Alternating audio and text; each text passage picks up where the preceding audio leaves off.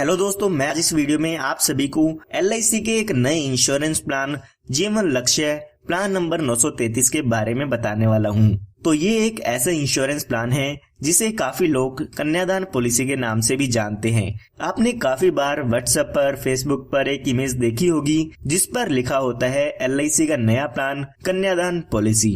सबसे पहले मैं आपको बताना चाहूंगा कि LIC में कन्यादान पॉलिसी के नाम से कोई भी इंश्योरेंस प्लान नहीं है, लेकिन LIC का एक इंश्योरेंस प्लान जीवन लक्ष्य प्लान नंबर 933, उसमें आपको वही सब बेनिफिट मिल जाते हैं जो कि आपको कन्यादान पॉलिसी में बताए जाते हैं। तो आइए सबसे पहले जान लेते हैं कौन कौन इस पॉलिसी को ले सकते हैं। उसके बाद मैं आपको एक एग्जांपल लेके बताऊंगा कि इसमें आपको कितना प्रीमियम पे करना होगा और क्या क्या बेनिफिट्स इसमें आपको मिल जाते हैं। इसके साथ साथ मैं आपको ये भी बताऊंगा कि हम इसे कन्यादान पॉलिसी क्यों कहते हैं। तो सबसे पहले जान लेते हैं कि इसमें मिनिमम एज कितनी है इस इंश्योरेंस पॉलिसी को लेने के लिए, यानी कि कम से कम कितने साल का व्यक्ति इस इंश्योरेंस पॉलिसी को ले सकता है। तो यहाँ पर मिनिमम एज दी गई है 18 साल की, यानी कि कम से कम उम्र आपकी 18 साल की होनी चाहिए अगर आप इस इंश्योरेंस प्लान को लेना चाहते हैं।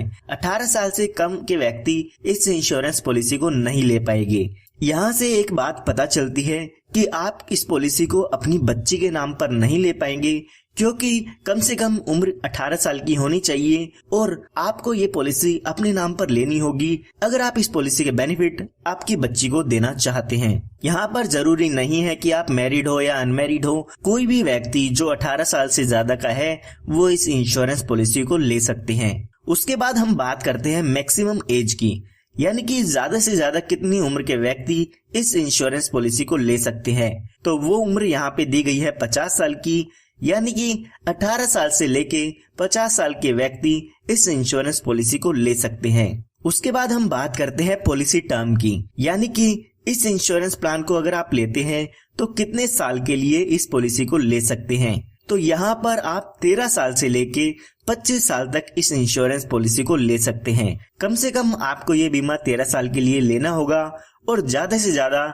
इसको आप 25 साल के लिए ले सकते हैं। इनके बीच में आप कोई भी टर्म चूज कर सकते हैं, जैसे कि 15 साल, 20 साल, 21 साल, 22 साल, जो भी आप इसमें लेना चाहते हैं वो टर्म आप यहाँ पे ले सकते हैं। उसके बाद हम बात करते हैं प्रीमियम पेइंग टर्म की, यानी कि आपको अपनी पॉलिसी में कितने साल तक पॉलिसी का प्रीमियम पे करना होगा।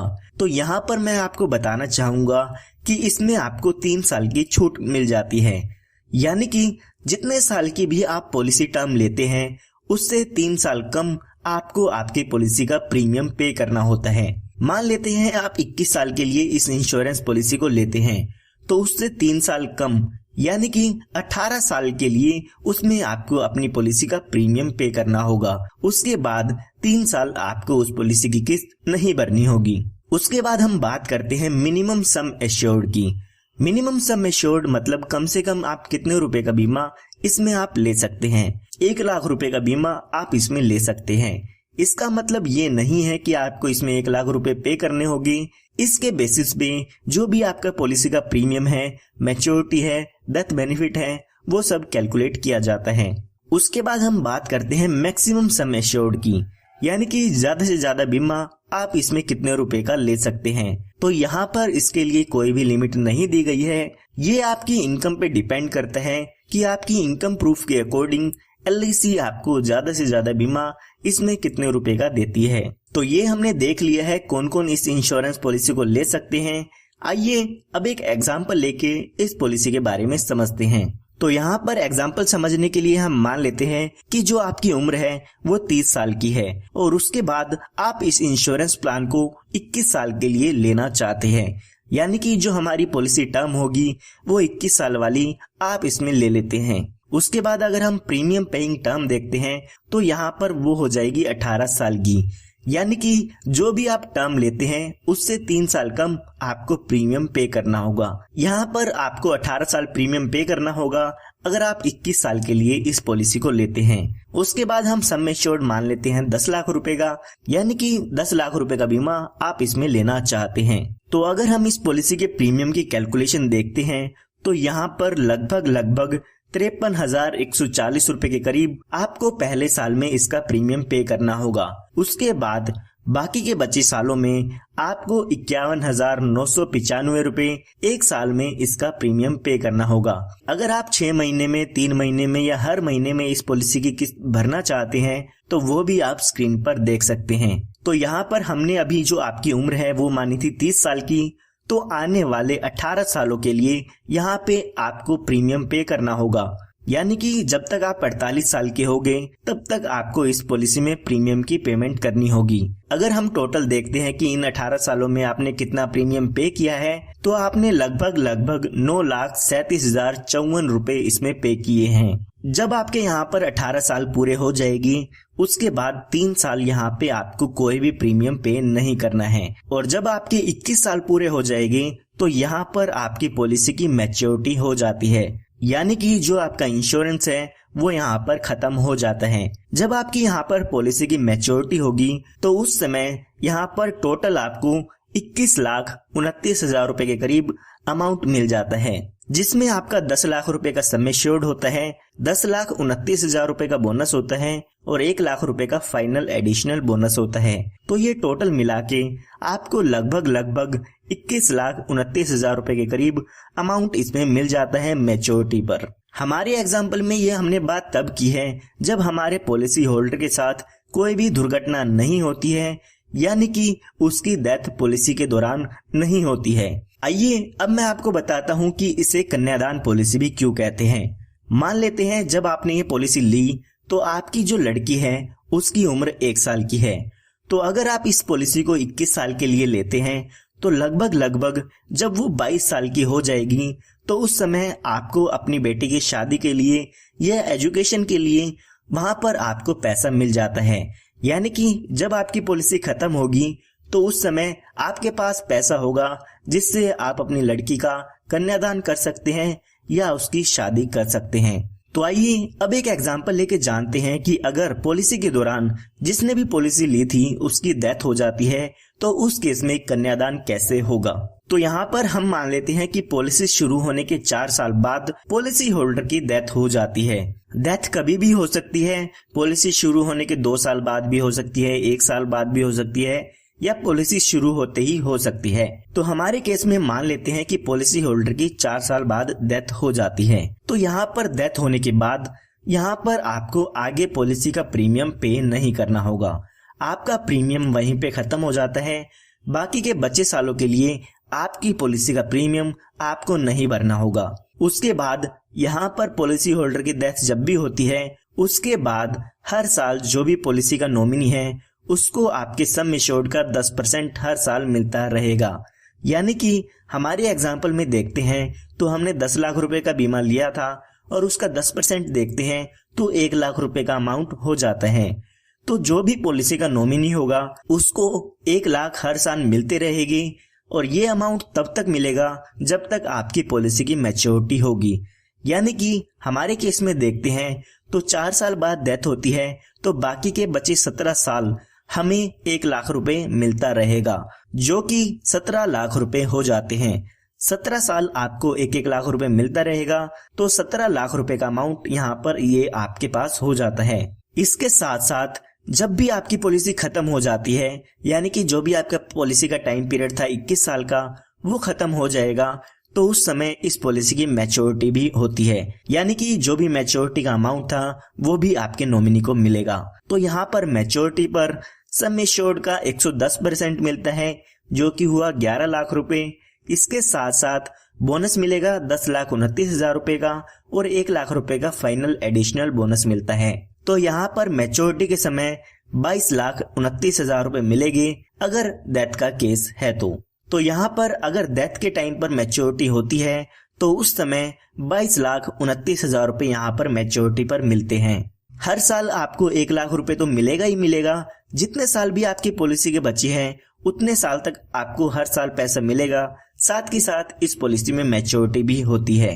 तो यहाँ पर अगर आप अपनी बच्चे के कन्यादान के लिए इस पॉलिसी को लेना चाहते हैं तो यहाँ पर आप देख सकते हैं कि अगर आपकी पॉलिसी के दौरान डेथ भी हो जाती है तो आपकी बच्चे के लालन पालन के लिए भी यहाँ पे पैसे मिलते रहेंगे।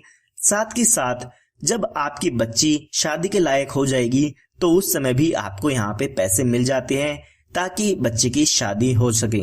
तो यहाँ पर मैं आपको फिर से बताना चाहूंगा कि इस पॉलिसी को कोई भी ले सकते हैं, जरूरी नहीं है कि आप अपनी बच्ची के लिए इस इंश्योरेंस पॉलिसी को लें। जो भी 18 साल से ज्यादा के व्यक्ति है वो इस इंश्योरेंस पॉलिसी को ले सकते हैं। सबके लिए इस पॉलिसी को लेने का अलग अलग पर्पस हो सकता है। उसके बाद यहाँ पर मैं आपको कुछ सजेशन देना चाहूंगा। इस पॉलिसी में आपको कुछ एडिशनल बेनिफिट भी मिल जाते हैं, जिसके लिए आपको कुछ एक्स्ट्रा प्रीमियम पे करना होता है। तो यहाँ पर उन बेनिफिट्स को आप अपनी पॉलिसी में ले सकते हैं। सबसे पहला बेनिफिट है टर्म राइडर का। अगर आप अपनी पॉलिसी में टर्म राइडर ऐड करा लेते हैं तो जब भी आपकी डेथ होगी, यानी कि नॉर्मल डेथ होगी, तो उस केस में 10 लाख रुपए का सम एश्योर्ड मिल जाता है। अगर हम अपने एग्जाम्पल में देखते हैं तो यहाँ पे हमने देखा था कि 4 साल बाद पॉलिसी होल्डर की डेथ हो जाती है। तो अगर आपने पॉलिसी में टर्म राइडर लिया है तो जब भी डेथ होगी तो यहाँ पर 10 लाख रुपए का अमाउंट मिल जाएगा, जो कि आपका सम एश्योर्ड होता है। यानी कि जो आपको बेनिफिट मैंने आपको बताए हैं वो तो मिलेंगे ही मिलेंगे, साथ के साथ जब भी नॉर्मल डेथ होती है उस केस में 10 लाख रुपए का अमाउंट और आपको मिल जाता है। इसी तरह से यहाँ पे दूसरा बेनिफिट जो आप ऐड करा सकते हैं वो है एक्सीडेंटल बेनिफिट राइडर का। यानी कि अगर पॉलिसी होल्डर की डेथ एक्सीडेंट से कारण होती है तो इसका फायदा आपको मिलता है। यहाँ पर अगर पॉलिसी होल्डर की डेथ एक्सीडेंट के कारण होती है तो जैसे कि मैंने आपको बताया, जो आपको बेनिफिट मिलने थे वो तो मिलेंगे ही मिलेंगे, साथ के साथ 10 लाख रुपए आपको एक्सीडेंटल बेनिफिट राइडर के भी मिलते हैं। यानी कि हम टोटल इस पॉलिसी के बेनिफिट देखें तो यहाँ पर अगर एक्सीडेंटल डेथ होती है और आपने एक्सीडेंटल बेनिफिट राइडर भी ले रखा है और यहाँ पे टर्म राइडर भी ले रखा है, तो डेथ के केस में यहाँ पर आपको 20 लाख रुपए मिल जाएंगे। साथ के साथ हर साल 1 लाख रुपए मिलेगा और जब आपकी पॉलिसी की मैच्योरिटी हो जाएगी, यानी कि जब आपकी पॉलिसी खत्म हो जाएगी, तो उस समय 22,29,000 रुपए का अमाउंट भी मिल जाता है। ये जो मैंने आपको 2 बेनिफिट बताए हैं वो आप अपनी पॉलिसी में ऐड कराना चाहते हैं तो ऐड करा सकते हैं। इसके लिए आपको कुछ एक्स्ट्रा प्रीमियम देना होगा। अगर आप इन दोनों बेनिफिट को ऐड करा के प्रीमियम जानना चाहते हैं कितना होगा, तो वो भी आप स्क्रीन पर देख सकते हैं। LIC ने यहाँ पर आपको एक बेनिफिट और दिया है। LIC कहती है कि जो भी आपका मैच्योरिटी का अमाउंट है या आपको जो भी डेथ बेनिफिट का अमाउंट मिलना होता है उसको आप हमसे इंस्टॉलमेंट पे भी ले सकते हैं। 5, 10 या 15 साल की आप इंस्टॉलमेंट उनसे बनवा सकते हैं। जो भी आप इंस्टॉलमेंट बनवाते हैं उस पर LIC आपको इंटरेस्ट भी देती है। इसके लिए LIC आपको ऑप्शन देती है, पॉलिसी के दौरान आपको बताना होगा LIC को कि पॉलिसी खत्म होने पर आप इस पैसे को एक साथ लेना चाहते हैं या आप इंस्टॉलमेंट में लेना चाहते हैं। जैसा भी आप कहते हैं उस तरीके से LIC आपको आपके पैसे को आपको दे देती है। उसके बाद बात करते हैं अदर बेनिफिट्स की, यानी कि इस पॉलिसी में आपको और कौन कौन से बेनिफिट मिल जाते हैं। सबसे पहले यहाँ पर आपको कुछ एडिशनल राइडर मिल जाते हैं, यानी कि कुछ एडिशनल बेनिफिट आपको इसमें मिल जाते हैं, जिसके लिए आपको कुछ एक्स्ट्रा प्रीमियम पे करना होगा। तो यहाँ पर आप एक्सीडेंटल डेथ बेनिफिट राइडर ले सकते हैं। उसके बाद आप accidental benefit rider, term rider या क्रिटिकल इलनेस राइडर, ये सब आप अपनी पॉलिसी पर एक्स्ट्रा प्रीमियम दे के ले सकते हैं। उसके बाद आपको इस पॉलिसी में लोन की सुविधा मिल जाती है। पॉलिसी शुरू होने के 2 साल बाद आप अपनी पॉलिसी पर लोन ले सकते हैं। उसके बाद अगर आप अपनी पॉलिसी को सरेंडर कराना चाहते हैं तो पॉलिसी शुरू होने के 2 साल बाद आप अपनी पॉलिसी को सरेंडर करा सकते हैं। उस समय जो भी आपकी पॉलिसी की सरेंडर वैल्यू होती है वो LIC आपको दे देती है। जो भी आप लोन लेंगे उसका इंटरेस्ट यहाँ पे आपको पे करना होता है और आपकी जो पॉलिसी है वो भी चलती रहेगी। लेकिन अगर आपकी पॉलिसी अगर आप सरेंडर कर देते हैं तो आपकी पॉलिसी बंद हो जाती है। उसके बाद हम बात करते हैं मोड ऑफ पेमेंट की। तो LIC यहाँ पर 4 पेमेंट के मोड देती है। आप 4 में से कोई भी ऑप्शन ले सकते हैं। अगर आप साल में किस्त भरना चाहते हैं तो 1 साल में भर सकते हैं, 6 महीने में भरना चाहे तो वो भी ले सकते हैं, या आप 3 महीने या हर महीने में भी अपनी पॉलिसी की किस्त भर सकते हैं। उसके बाद यहाँ पे आपको ग्रेस टाइम पीरियड मिलता है, यानी कि आपको कुछ एक्स्ट्रा दिन दिए जाते हैं जिसमें आप अपनी पॉलिसी की किस्त भर सकते हैं। उसके लिए यहाँ पे आपसे कोई भी लेट फीस नहीं ली जाएगी। तो यहाँ पर अगर आपने मंथली पेमेंट मोड लिया है तो यहाँ पर आपको 15 दिन एक्स्ट्रा दिए जाते हैं, ड्यू डेट से कि आप ड्यू डेट के बाद 15 दिन के अंदर अंदर बिना किसी लेट फीस के अपनी पॉलिसी प्रीमियम की पेमेंट कर सकते हैं।